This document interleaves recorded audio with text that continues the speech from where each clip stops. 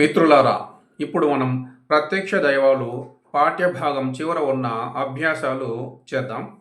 మరి ఇందులో మొదట ఆలోచించండి, చెప్పండి అనే శీర్షిక ఉంది. దాని కింద 3 ప్రశ్నలు ఉన్నాయి. వాటికి సమాధానాలు చెప్పుకుందాం. ప్రశ్న 1, తల్లిదండ్రులను సేవించడం వలన కలిగే ప్రయోజనం ఏమిటి? సమాధానం: తల్లిదండ్రులను సేవించడం వలన మనకు ప్రాపంచిక జ్ఞానం లభిస్తుంది. అలాగే మన అధ్యయనం, అందుకోసం మనం కష్టపడిన కష్టం రెండు కూడా ఫలిస్తాయి. ప్రశ్న 2, తల్లిదండ్రులను తప్పక సేవించి తరిస్తాను అని ఎవరు అన్నారు? సమాధానం: తల్లిదండ్రులను తప్పక సేవించి తరిస్తానని కౌశికుడు అన్నాడు. ప్రశ్న 3, ధర్మవ్యాధునికి కౌశికునిలో నచ్చని అంశం ఏమిటి? కౌశికుడు జ్ఞానం కోసం తన తల్లిదండ్రులకు చెప్పకుండా, వాళ్ళ అనుమతి తీసుకోకుండా, వాళ్లకు సేవలు చేయకుండా ఇంటి నుండి వెళ్ళిపోయాడు. అది ధర్మవ్యాధునికి నచ్చలేదు. అభ్యాసంలో తరువాతి భాగం అవగాహన ప్రతిస్పందన. ఇందులో కింది ప్రశ్నలకు సమాధానాలు చెప్పండి. మరి సమాధానాలు చెప్పుకుందాం.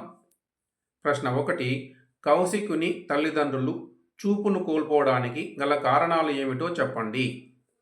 సమాధానం: కౌశికుడు జ్ఞానం కోసం తన తల్లిదండ్రులకు చెప్పకుండా, వారి అనుమతి లేకుండా, వారికి సేవలు చేయకుండా ఇంటి నుండి వెళ్ళిపోయాడు.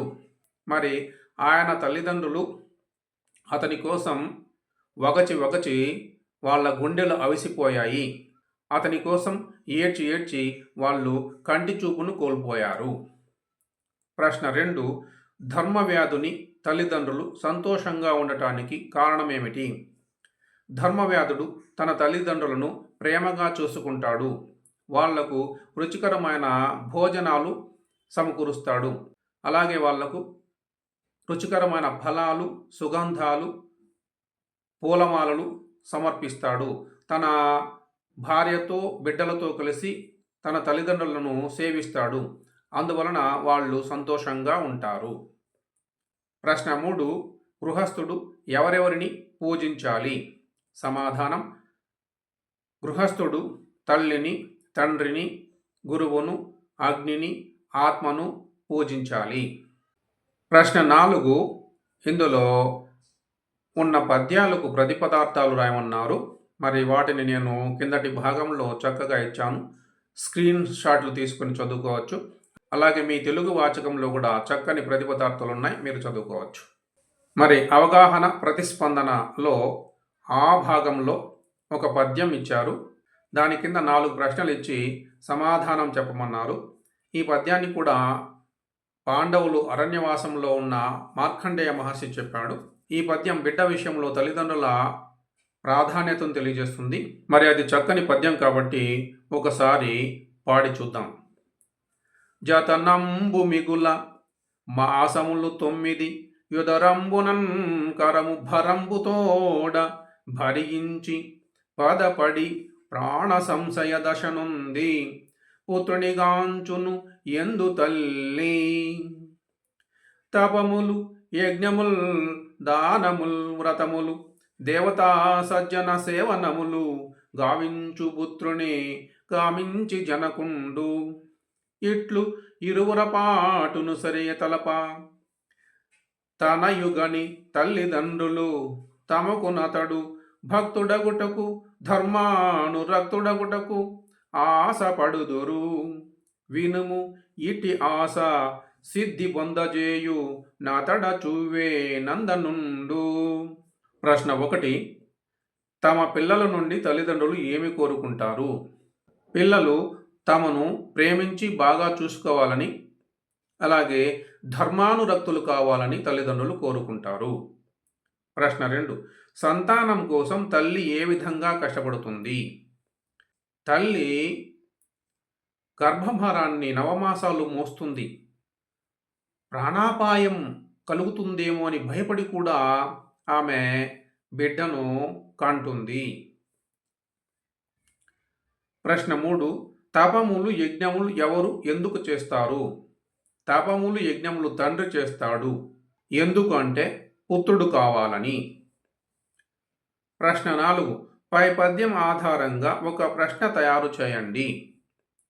ఒక ప్రశ్న కాదు, చాలా ప్రశ్నలు తయారు చేయొచ్చు. మనం ఒకటి చెప్పుకుందాం.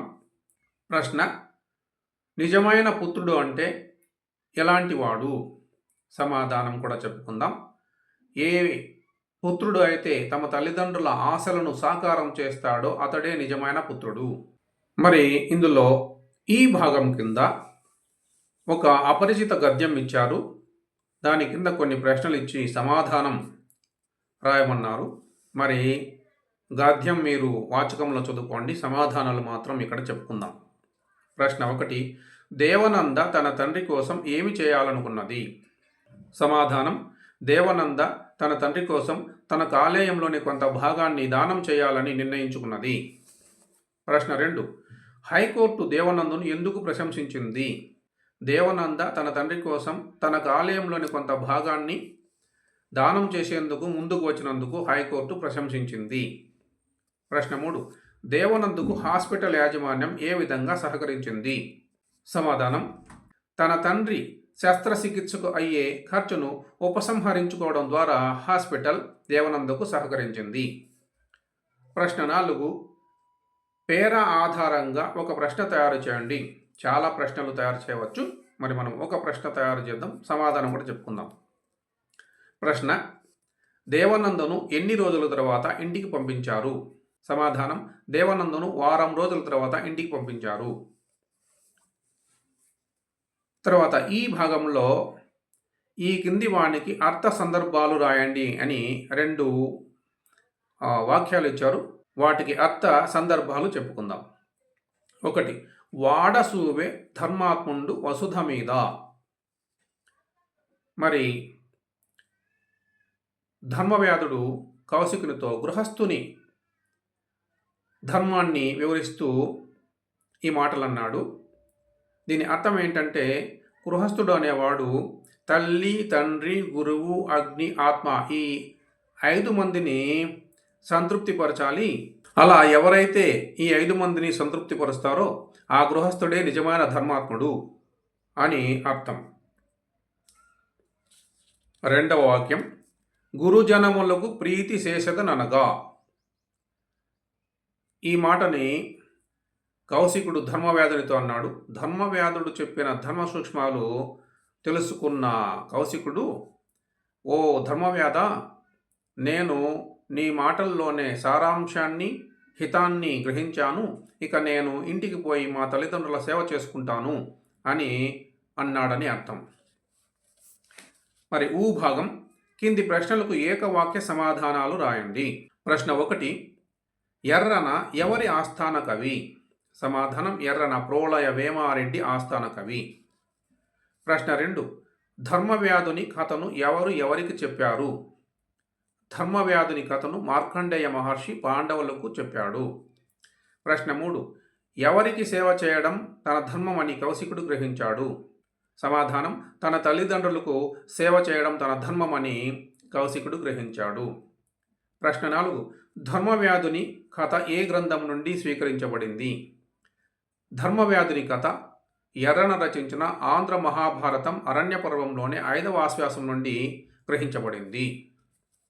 మరి ఇంకా చాలా అభ్యాసాలు ఉన్నాయి. వాటిని తర్వాత వీడియోలో చెప్పుకుందాం. అంతవరకు సెలవు. శుభం.